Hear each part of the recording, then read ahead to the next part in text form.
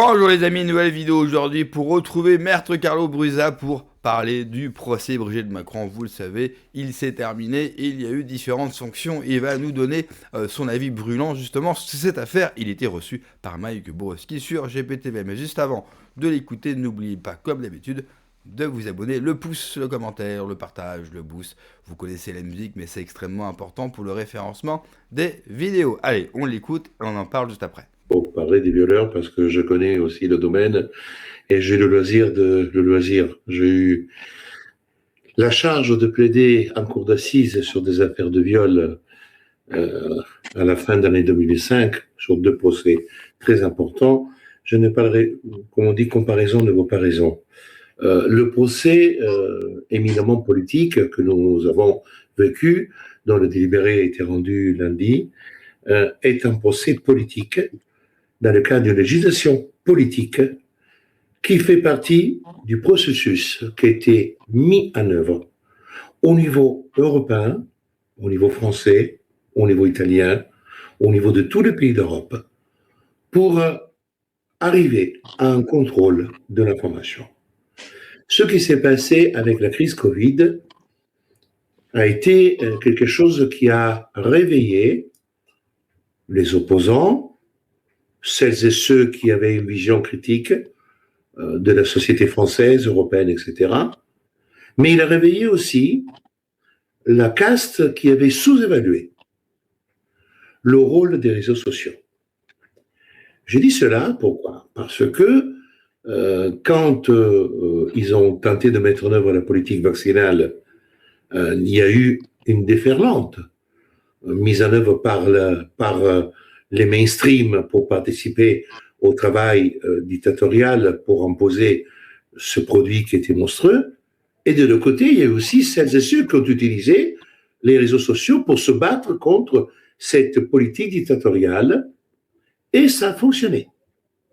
En effet, lorsque nous lisons des livres qui font la synthèse de ces dernières 5 années, nous avons quand même toujours la période Covid qui est une sorte de point de départ d'une réflexion sur le rôle des réseaux, sur la désinformation. Je rappellerai que le mot fake news n'est pas né avec la Russie. Le mot fake news est né dans le cadre de la lutte Covid, anti-Covid, ou vax contre vax. C'est-à-dire que il y a des choses qui attestent la volonté affichée de dire on a vécu cela avec la politique vaccinale qui était une opération très importante pour nous gouvernants, qui n'a pas pu aboutir comme on le souhaitait. Donc si aujourd'hui nous voulons gagner la bataille de l'information, nous devons la cadrer et faire tout ce qui est nécessaire.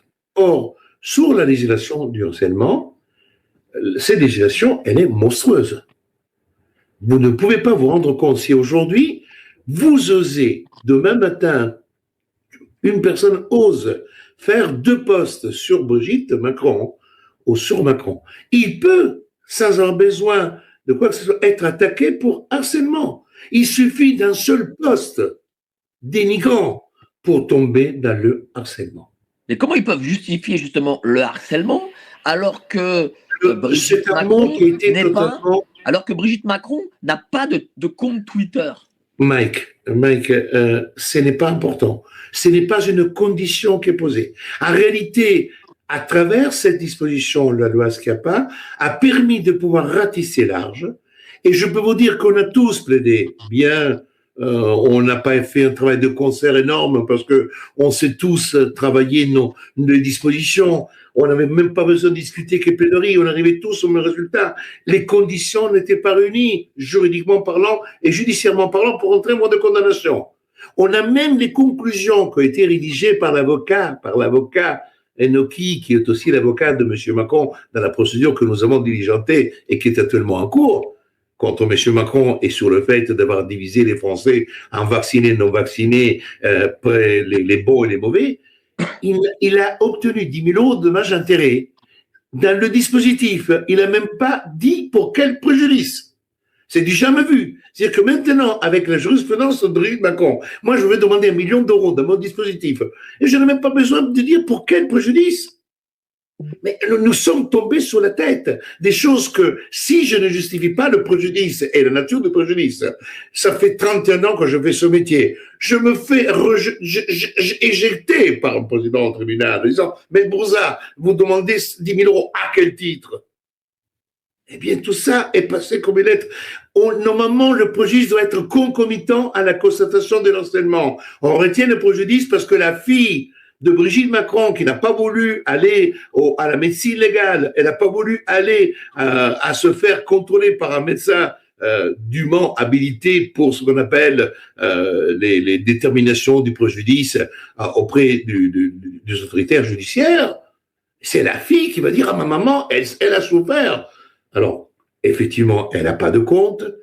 Il y a un médecin qui dit, je connais madame, elle a souffert beaucoup de tous les propos. Quand tu vas regarder les choses, le moment où l'attestation est faite, les propos, pour certains, ils sont même inconnus par maintenant, parce qu'en réalité, qu'est-ce qu'ils ont fait? Ils ont pris un chapeau, ils ont tiré 10 personnes. Il y en avait 2 qui étaient plus connus, qui étaient Zoé Sagan et aussi Bertrand Scholler. Les autres, des émérites inconnus, qui ont fait 2 tweets à la con, comme des millions de tweets sur Brigitte Macron ont été faits depuis qu'il existe cette histoire qui a été mise en œuvre par fait document et ensuite par Natacha Ray et par Xavier Poussard, qui parle, est-ce que Madame Brigitte Macron s'appelle Jean-Michel Trogneux en réalité? Et ça n'a pas été étranger. Le problème n'est pas celui-là. Les gens ne disent pas Madame a gagné, le fait que c'était pas, c'est faux. La sanction intervient pour autre chose. Je rappellerai à tout le monde que le livre de Xavier Poussard, qui est le livre Becoming Brigitte, je le dis en anglais, mais qui est l'histoire de Brigitte, telle que faite par Xavier Poussard, avec une synthèse, avec l'aide de beaucoup de monde, il n'a jamais fait l'objet d'une quelconque action judiciaire. Parce que c'est ce livre-là, quand vous le lisez, je l'ai même amené en audience, j'étais avec moi, je dis, mais pourquoi ce livre-là, qui est le livre qui a été vu et lu, je crois qu'on est quasiment à plus de 100 000 copies, permis à Xavier de pouvoir rembourser ses crédits et donner à manger à sa famille parce qu'il a dû partir en Italie. Xavier Poussard ne peut pas mettre les pieds en France. S'il met les pieds en France aujourd'hui, il est arrêté. Et du fait que on est dans le cadre du harcèlement et des propos haineux, c'est de la peine de prison. Donc ça veut dire qu'il pourrait être mis en détention provisoire. C'est pour ça qu'il est en Italie. Ça ne veut pas dire qu'on puisse pas demander, quoi qu'il en soit, une éventuelle mise en œuvre d'un arrêt, mandat d'arrêt international, des choses comme ça. Mais s'ils n'ont pas fait jusqu'à là, ils préfèrent qu'il ne devienne pas un héros en France. Ils préfèrent qu'il soit en Italie, qu'il fasse quelques postes, mais qu'il ne vienne pas emmerder parce que c'est le vrai dangereux. Le vrai dangereux, ce n'est pas Zoé Sagan ou Bertrand Scholler ou les autres, oui, prévenus, c'est lui qui est dangereux. Parce que lui, il a tout le dossier, il a tous les éléments en main concernant. Et du fait que s'il était attaqué en diffamation, il avait l'exception de vérité. C'est pour ça qu'ils n'ont pas attaqué, ils n'attaquent pas en diffamation. Parce que la défense en diffamation est l'exception de vérité. Tu me dis que ça, et moi je te prouve que ce que je dis, qui peut créer. En effet, même ce qui s'est passé pour Natacha Ray et la relaxe en appel, c'est vraiment du droit. Et pour cette raison que nous allons interjeter appel. On ne va pas s'arrêter là. Parce que si la Cour d'appel a pu rendre une décision comme celle de Natacha Ray, c'est peut-être parce que là, les magistrats sont un peu plus protégés par rapport au pouvoir. Mais justement, ma question, c'est, il y a ce nouveau tribunal de Porte de Clichy où il y a eu ce procès. L'appel, dorénavant, se fait à Cité, c'est-à-dire l'ancien tribunal, ce grand et beau tribunal de Paris que l'on connaît tous. Est-ce qu'il y a une différence entre les magistrats, entre ces deux endroits? Moi, j'ai l'impression, pour avoir été en appel, justement, pour Natacha Ray et Amandine Roy, j'ai l'impression qu'on a au tribunal de la Cité des gens avec plus d'expérience et plus d'indépendance. Je ne sais pas si... je ne vais pas faire un cours de droit, mais c'est toujours, tes émissions sont toujours très intéressantes quand nous les faisons. La magistrature fonctionne par un curriculum vitae, par un curriculum qui se fait d'expérience avec une évolution de carrière. fonction de la qualité du magistrat, de son travail, du nombre de décisions rendues, de la qualité des décisions rendues et du nombre de décisions confirmées ou infirmées, etc. Donc, en réalité, on a, au départ, on a 1000. Après des 1000, il n'y aura que 300 qui vont monter à l'échelon cour d'appel. Et les autres vont tourner, ils vont peut-être passer de président de section d'un tribunal, ils vont être envoyés juge d'instruction à Bourg-en-Bresse, etc. Et beaucoup resteront toujours au niveau, pas du salaire, pas de la rémunération, mais en termes d'échelon, de compétences. Et effectivement, la cour d'appel, ce sont des magistrats, en principe, qui ont beaucoup plus d'expérience, qui ont rendu des décisions de qualité et qui, théoriquement et sincèrement, je ne suis pas déçu. Attention, on a quand même des décisions. Aujourd'hui, on dit souvent que la cour d'appel, quand on y va, c'est parce qu'on va prendre plus salé. Tout dépend pourquoi on fait appel. Tout dépend si l'appel que nous interjetons est un appel sérieux et pas un appel. Aujourd'hui, en plus, je rappellerai à tous que vous avez été choqués parce que Marine Le Pen et Sarkozy ont eu l'exécution provisoire, notamment l'une pour l'inéligibilité et l'autre qui est partie en tôle 21 jours. Mais même la décision qui a été rendue là a été rendue avec exécution provisoire. Vous imaginez un peu, dans le cas d'harcèlement, on a une décision avec le stage de citoyenneté, avec le moratoire sursis, avec exécution provisoire. Après, je rappellerai qu'il y a une personne qui a pris de la prison ferme parce qu'il ne s'est pas présenté au tribunal.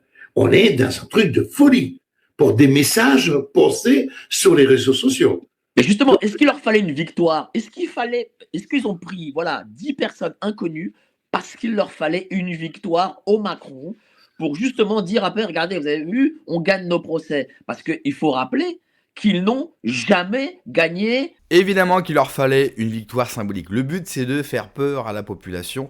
C'est pas forcément par rapport à l'histoire de la transidentité supposée ou non de Brigitte Macron. Le but, c'est de faire taire à travers cette histoire la contestation sociale sur les réseaux sociaux. Quoi qu'on pense, bien sûr, d'Amandine Roy ou de Joey Sagan, cette condamnation est juste inadmissible dans un pays qui se vante, bien sûr, de ses libertés, des libertés de la soi-disant république ou de la liberté d'expression. Je rappelle que la France, qui nous parle tout le temps de liberté d'expression, est peut-être le pays qui réglemente le plus la liberté d'expression. Donc si vous êtes pour la liberté d'expression, eh bien vous n'y mettez pas de règles et vous laissez les gens s'exprimer. Au moins, ça permet à tout le monde de savoir qui est qui. Et puis, je rappelle aussi une chose importante. Ce procès, c'est pas sur l'histoire même de Brigitte Macron. C'est juste sur des tweets. Et en l'occurrence, sur des retweets. Pour vous montrer à tel point, le pouvoir aujourd'hui est faible. Même si le pouvoir essaye de faire des grandes démonstrations de force et de montrer les muscles, quand un pouvoir commence à paniquer et à emmener des gens en justice pour des retweets, même pas pour des tweets qu'ils ont eux-mêmes écrits, pour des retweets, cela veut tout simplement dire qu'ils paniquent parce qu'ils voient bien que sur les réseaux sociaux, il n'y a pas franchement beaucoup d'amour, que ce soit pour Emmanuel Macron ou pour Brigitte, ou pour le système en place. Ils le sentent, ils ont tous les signaux qui sont au rouge. Donc il faut calmer, abrutir, serviliser, violenter la population pour qu'elle reste tranquillement chez elle. Le moindre qu'on puisse dire, c'est que ça marche pour le moment, pour l'instant, mais attention, parce que généralement, plus vous tapez sur une population, elle fléchit, puis d'un coup, on ne sait pas pourquoi, elle refuse, elle en a marre, elle se relève, et là, ça va mal se passer. En tout cas, je n'appelle à rien, mais c'est vrai que c'est un moment que j'attends. Merci d'avoir regardé la vidéo, les amis. N'oubliez pas de vous abonner, le pouce, le commentaire, le partage. Prenez soin de vous, que Dieu vous protège. Allez, ciao.